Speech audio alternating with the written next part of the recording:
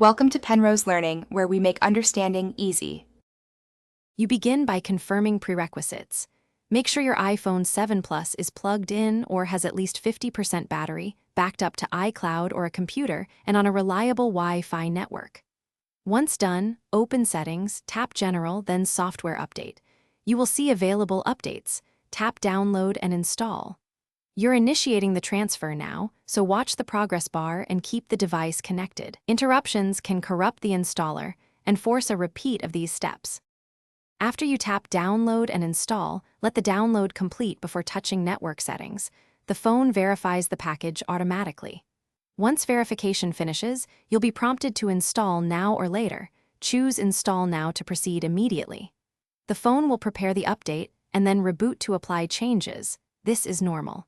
Make sure you've closed active apps and noted unsaved work.